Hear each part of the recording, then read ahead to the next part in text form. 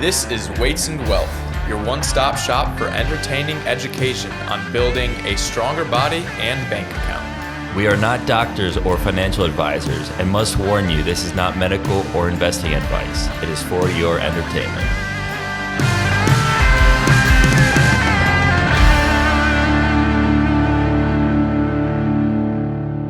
Welcome back to Weights and Wealth, your number one podcast for faith, finances, fitness, family, freedom, and sometimes football.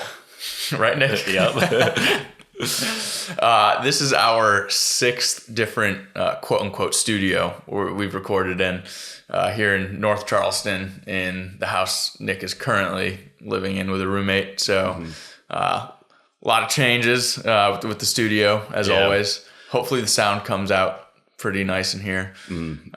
We were just talking about having our final studio built. So hopefully, in probably 2 years or so, we'll have like a completed full studio meant for podcasting. Hopefully end of 2026 is the timeline we're looking at. Just have like some more stability because Ted's actually moving down to Charleston in like the next few months. And I know Sean mentioned that he may come live here too at some point. Yeah. So that's exciting. Our shout out for, actually, I guess before we get into shout out, just so you know what this episode is, it's 10 issues you might run into while erasing debt. So we'll have our normal intro portion, then we'll get into that. But our shout out for this episode is Ryan from La Plata, Maryland. He subscribed to the YouTube and let us know how much he loved the podcast. So thank you, Ryan. Whether you listen on Spotify, Apple Music Podcast, whatever Apple is, not too familiar with the Apple side of things, but wherever you listen, if you could also make sure to give us a 5-star rating and subscribe on YouTube, that'll help us out a lot. Yeah, and then this month's raffle winner actually won because he got multiple entries by subscribing on YouTube and also giving us a 5-star on Spotify. It's Chris from Saratoga Springs. So thank you, Chris. Thank you for supporting our podcast. And I checked our YouTube recently. I think we're at 63 subscribers now. So I think we're at 65 now. 65. Oh, wow. There must have been 2 in the past couple of days then. Yep. So growing rapidly. It's great to see. And then this episode's wealth wisdom is to prioritize paying off high interest debt. So we always talk about the the effects of compound interest and how it works for you in the stock market. Well, here is where it works against you. When you have, a credit card where you're paying 20% interest, that interest gets capitalized and then you are paying interest on the interest. So if you're just making like a minimum payment, you'll end up paying many, many times what you purchased.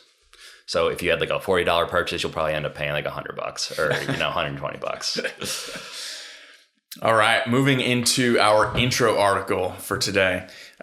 We found this on, I guess, Twitter, X, whatever you want to call it. So maybe not so much of an article, but it's a graph using data from jpums.org where you can stratify a bunch of different data, but you actually have to purchase it through the government. So someone did it, some economist, I guess, and then posted the graph. So we'll have that in the video. But basically, it shows the lines for wages for single men, single women, married men, and married women. And with all the political talk about the wage gap, this graph is super interesting. Breaking it down by marital status because it shows that single men, single women, and married women all make about the same amount. Those lines all track right over each other, up and down slightly. But then way above it, how much above is that? Say 30,000, 60, 50 to 90 on average. Mm-hmm. It's about $30,000 to $40,000 difference for married men. So the whole wage gap just comes down to married men trying to provide for their families and their children, earning way more than everyone else. So I thought that was super interesting, just how big the difference is between the 4 different stratified cohorts in the graph here. What do you think, Nick? Yeah. Well, I mean, I'm always cynical about data. I think you know that. Yep. So I try to think about what could be misleading about it. And I don't know, like the first thing that came to mind is that single men making a lower amount might have a harder time dating and finding a wife. That's true. But I don't know. I mean, like that could be, or that could explain part of it. The whole thing, though, probably not. Yeah. I'd always heard that married men tend to make more, and there's stats about like the more kids you have as a man, the more money you make, just because you have to support your family. But this is the first time I've seen this graph, and the data is from 2016. But I thought it was super interesting. All right. Recently, Ted and Sean went to a Renaissance fair, and they got a couple pictures and videos that I'm wanting to post on the Instagram. But Sean had a whole getup going. I saw a picture. He was wearing a beard and he's in a wizard costume. The Renaissance fair was fun. We went with it was a few couples. We all went together. And that was my first time in a Renaissance fair, and we had a lot of fun. There was some jousting on horseback. It was pretty cool.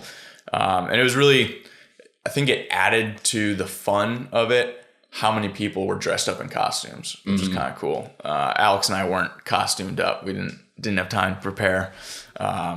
Guess I could have worn like a leather cap and been a peasant, but it was a fun time. And there's that hammer carnival game where you take like the sledgehammer and hit the huge bell thing, and then there's like the vertical board with the thing going up it based off how hard you hit it with the sledgehammer.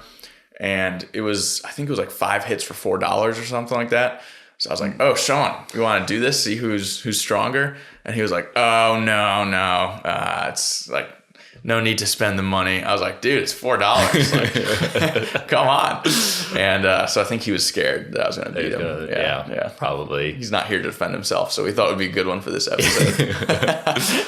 Yeah, no, but like the carnival actually looked like fun, like something to experience, something different. So I would definitely try one out. I don't know if I would dress up or not. The food was great too, because I was able to get. I'm sure that's that's the first thing I thought of when you told me. They had like carnival food, and then they also had like Renaissance food. So there was like steak on a stick. I got a couple steak on a sticks, just a piece of steak. There were huge smoked turkey legs, which were amazing. They were so juicy and packed with smoky flavor, really good. But I was basically just eating protein all day. I was like, this is great. Yeah, and like medieval restaurants have kind of grown in popularity too recently. Really? Yeah, like people are. Yeah, it's just basically like you're in like the 14 or 1500s. It's like the theme of the restaurant. I don't know. It's kind of interesting. All right, moving on to some valuable information for you. How do we erase debt? We went over in a recent episode, part 5 of our education series. It's all about college. The episodes before that in the education series, check them out if you missed them. We go through primary education, public schools, homeschooling, and then alternative schools. And part 5 was on college, but Sean was throwing out a bunch of stats in that about the average college debt being like $40,000 for an undergrad, or 50 or 60 for a master's, I think. And 25 to 30% of people that go to college have some form of college debt. So I think for our audience, a ton of people probably have some debt that they're in. Yeah. So Nick, debt is just kind of seen as something that's normal. It's just something that everybody has to do and get into and make a payment. If you want to go to college, you borrow money to like do that. Mm-hmm. If you want a car, you borrow money. If you want a house, which you're kind of like, that is something that would be really hard to save up for, because the thing with houses is they continually go up in price. Mm-hmm. I mean, education and cars do as well, but like just the sticker price on a house is so much higher. Yeah. And with houses, there aren't really the options to get a scholarship to buy a house. Nobody's really giving those out. But yeah, so everybody's in debt and just is used to having payments. But it doesn't have to be that way. Like I hated having a car payment. So I decided to just, rather than spend my extra income, just throw it at my car. And then I'm doing the same thing with my student loans right now, even though like the interest rate on them is super low, that's something that we're going to talk about. Any debt carries risk because you have to make those payments every single month, regardless of whether you are making money. People do get laid off. The economy goes down. Recently, the stock market has done very well, but sometimes it doesn't. So if you were just investing extra money and then that goes down, you'll have less money to pay off your debt. And plus, once you pay off your debt, you'll have that extra money to invest in the future without having the risk of having to make a payment every single month. Yeah, and I think just the mental burden, the stress of having those payments as well is like another factor. It is huge, and that's something that people don't really talk about that much is it just kind of like weigh you down a little bit knowing that you owe somebody tens of thousands of dollars. So the first step is, which we've talked about this many times, is having a budget and sticking to it. The easy part of a budget is making it, but unless you actually track it monthly, those are just numbers on a spreadsheet and aren't actually doing anything. There are a lot of apps out there that will help you categorize expenses and make it look really nice. I do mine in a spreadsheet. AI is really good at classifying expenses too. So you can run like your credit card statement through Chat GPT or Gemini, and it does a pretty good job of categorizing the expenses and just helping you know how you did 1 month compared to what you had budgeted. Do you have any tips for making a budget, Ted? Do you have one? Do you track monthly? Try to track, but then a lot of times just being busy, I'll like fall behind. So it's not like an every month thing for me. I gotta get better at that. Yeah, it's very hard and like requires discipline, and like the thing is it's backwards looking, so you feel like you're just accounting for what you have done already and doesn't actually impact anything. Like your checking account is what it is, and it won't affect that. But tracking money or tracking your monthly expenses really does let you know where you could be overspending and can give you insight on where to cut back. Absolutely. And then also in general, so this is kind of what gets you into debt, but trying to live like everybody else. Keeping up with the Joneses, number 2. Exactly. Yeah. And like the big thing for people our age is buying a house. Like a lot of people think that just because like you're working a full-time job, it means that you just should go out and buy a house, which if you're ready for it, that's great. But if you're coming out of college with a bunch of debt, you also have car debt, it's probably a better idea to pay off that first rather than jumping into a house. Because with renting, like the rent is kind of your ceiling, like the landlord takes care of repairs, maintenance. If something breaks, like they send somebody to fix it. Oftentimes like lawn care, like as a renter, you don't have to worry about that.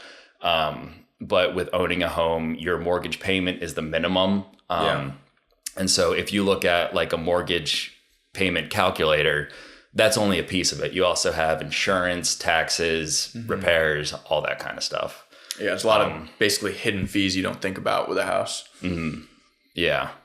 And then having the house also, like any debt carries risk. Like a renter, like you're still paying that every month. You do need somewhere to live. But if you get behind on your mortgage, like that will completely wreck your credit. Yeah.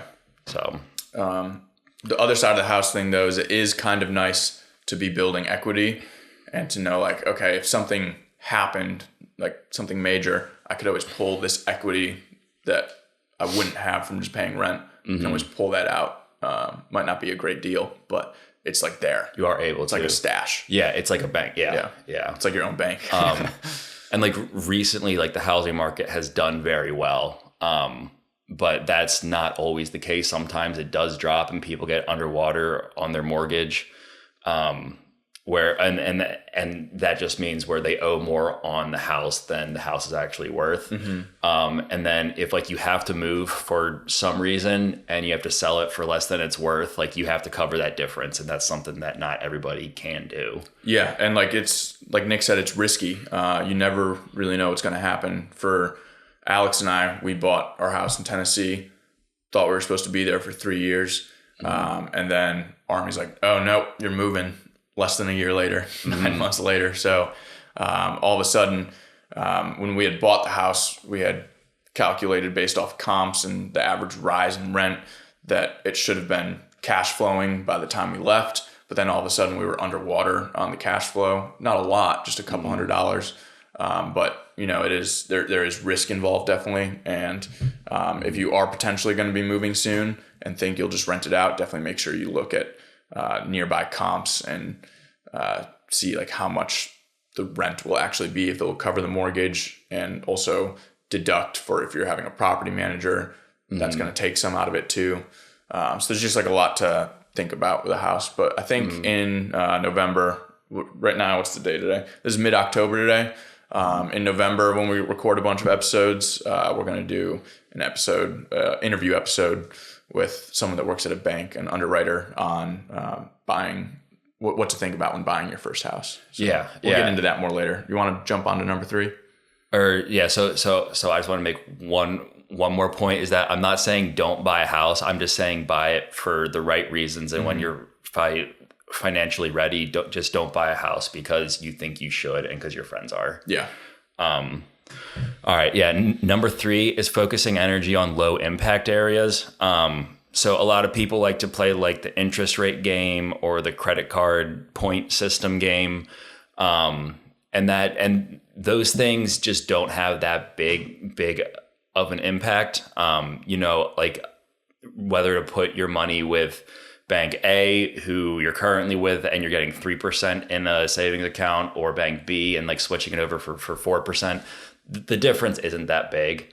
And same with like the rates of your loans. The difference between a 6% loan and an 8% loan isn't like, it doesn't really make that much of a difference.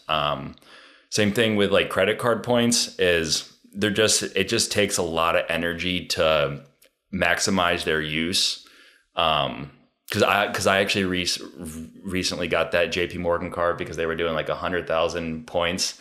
And that was my first time doing points, and figuring out how to spend them like properly and to use them efficiently. It takes a couple hours. So, I mean, just like, I wouldn't focus my energy on that. I would focus on areas that are easier. So like cutting back in certain areas, or trying to add like a side hustle and make like a little bit more money. So you're saying like try to find the best rate, everything like that, but don't spend days like trying to get it down just a tiny percentage. Is that what you're saying? Yeah. Like the difference in 1%, it's immaterial and won't really help you. Really? Okay.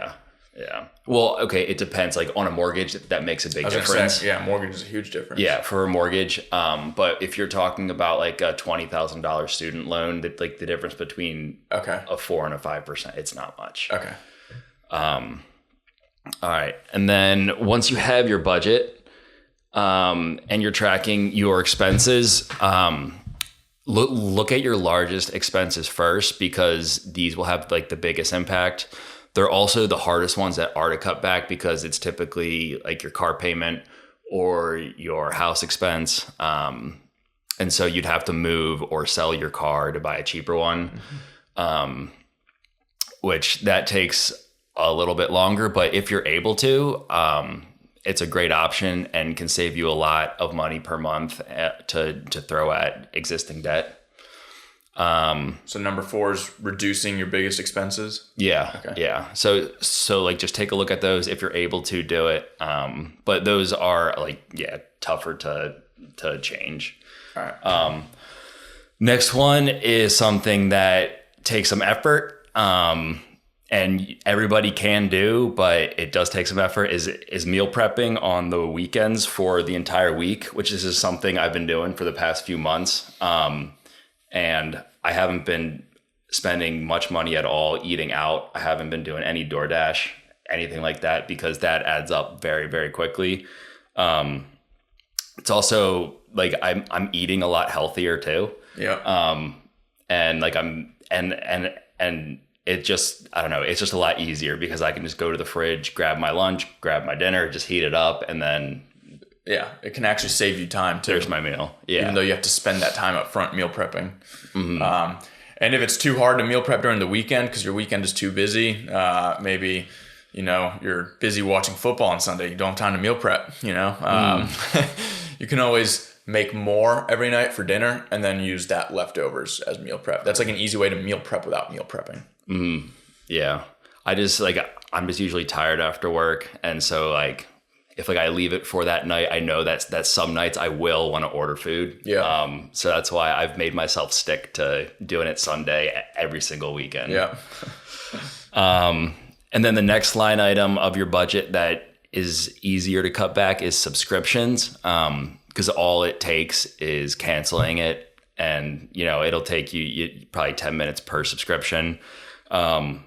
And it's easy to lose track of what you're actually paying for monthly, unless you are looking at your expenses each month. Because a lot of these things offer free trials, but you also have to put your card info in, and then they start charging you after that. So it's easy to forget to cancel it after the free trial. So you might rack up 5 or 6 of those.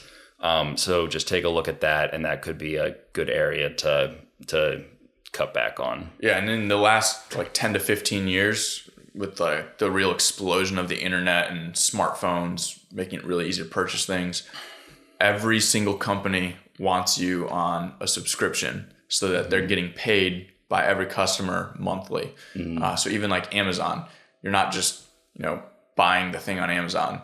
It makes way more sense to have Prime. So then everyone is paying a subscription to Amazon. They're not just making money off the purchases. They have a subscription that they make a ton of their money from. So subscriptions are everywhere, and just being able to cut back, I think the budget helps a lot with that because you see what you're paying for. And I've been cutting a lot of subscriptions recently, and I was trying to watch the Eagles Thursday night, and then I realized I canceled Prime, so I couldn't watch them. Alex and I were driving down to Charleston. She had the game up. I was listening to it. She was watching it. I text Nick, "Hey, you're watching this game, right?" Because he's an Eagles fan. He's like, "Oh, I canceled Prime. I can't get it." I'm like, Prime's not that expensive. Come on. No, it's not. But yeah, I'm very focused on paying off these student loans. So once those are done, I'll have Prime again. All right, what's number 7? And then the last few are kind of more like financial principles. So I know credit cards are a little bit controversial because people love getting points from them and cash back and all that. But I mean, banks don't offer credit cards to be nice and to help you out. What? No, yeah, they don't. I mean, Visa makes a ton of money every time you swipe your credit card. They charge 3% or something like that to vendors. If they have a Super Bowl ad, they're making a lot of money off of you. Yeah. And there have been studies that show that people spend 12 to 18% more when they use a credit card as opposed to a debit card or cash, because it doesn't hit your bank right away. So the pain is kind of in the future.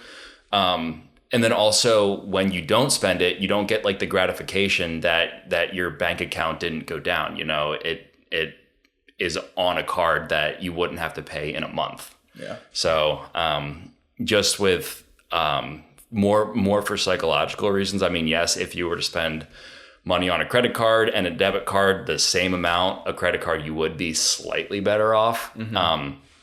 But you're not going to get rich off of 2% cash back. Yeah. So if it leads you to spending more, then it's best to not use a credit card. And that is what studies show. The next one is to get a significant other who shares your goals. I think financial reasons are the primary reason people get divorced. Yeah, it's always, whenever they do the studies, it's top 1 or 2 or 3. But yeah. So, I mean, it's very important to agree on those things. But then also, having somebody with you who shares the same goals kind of makes it more fun and gives you some positive feedback, and can encourage you to keep going when it's not as fun. Like you want to just, go out and spend money, have fun, all that kind of stuff. Yeah. The next thing is focusing on one thing at a time. Fewer things, because it's very hard to pay off debt, put money away for retirement, invest in a brokerage, save for a house, pay off debt, all that stuff. It's better to pick just a couple things, because then you'll actually see progress in those areas, and then it makes you want to keep going. Yeah. And then the last one is that after you are out of debt, don't go back in. Build up a fund so that if you ever have like a big expense that you didn't plan on, you can pay that off rather than having to take a loan out to pay for it. Yeah. So it's generally recommended to have 3 to 6 months of money saved up. Yeah. And as we close out, do you want to maybe just hit real quick, like Snowball versus Avalanche, which methods of paying off debt are going to be better for certain situations? Yeah. So the Snowball method is what Dave Ramsey's famous for. It's paying off the smallest balance first. And that doesn't look at interest rates at all. And like the reasoning behind that is that as you pay off debt, or like finish off a loan, it makes you feel good and wants you to keep going. So that's more for like the psychological reasons. Mathematically, it makes sense to pay off the higher interest debt first. And that can make a difference if you're paying the debt off over a long period of time, 4 or 5 years. But if it's all going to be paid off within 6 months or a year, then the interest rate, even though it's a big difference, doesn't make a huge difference. Okay. So I like the Snowball method is better for people who aren't as disciplined and tend to fall off the wagon a little bit. But for people who, you're going to stick to it, the higher interest, or starting with the higher interest debt, is better. Okay. All right. If you have any other questions on, paying off debt, reach out to us. We're always there for answering questions in the DMs on Instagram, or comments on YouTube or Spotify. We try to get to those when we see them as well.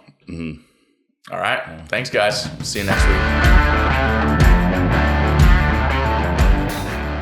Thanks for joining us today at Weights and Wealth. And don't forget to apply today's lessons to live healthy and wealthy. If this conversation will contribute to your fitness and financial gains, please share it with a friend or family member, and give a 5-star review so more people can lift bigger weights and get bigger bank accounts.